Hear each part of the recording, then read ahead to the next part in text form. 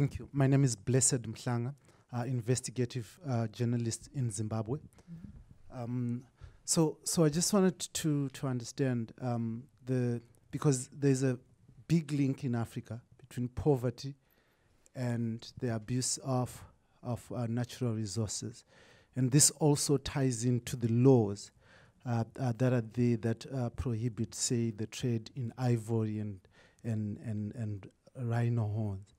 And these laws, the major reason why there is a lot of environmental crimes, because where the heads are culled or where the elephant heads become too big, instead of they being legitimate trade, there's then corruption and smuggling of this because of these laws.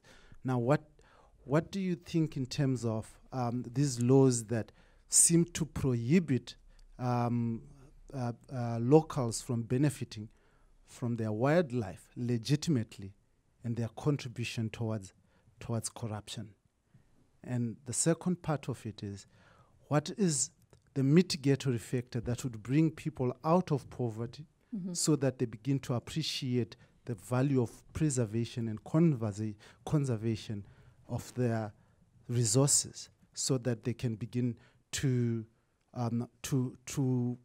value those resources as a tool for longevity and for environmental preservation than as a tool of getting out of poverty? Thank you. Well, I was going to address Oh, Blessed, you're missing the answer to your question. But that's okay. It's a good question. We can go ahead. No, there's no conservation. I mean, sustainability talks about the balance between environment, economy, and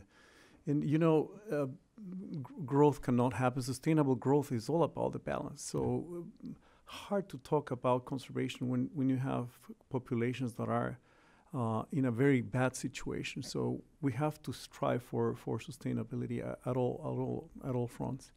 Not necessarily the laws are the best. I know that. And enforcement is not really happening many places. Enforcement is a key issue. So the questions raised by the gentleman are legitimate. And the extinction of animals in those same places is legitimate. I mean, is happening. So those two realities are confronting. And if we don't come to a place where we find that balance, it's not going to be possible. So that's on that front. Maybe just to say that on the legitimate, illegitimate trade of protected species and their products. I mean, this is a discussion that we can have spent another hour and a half on. Or days.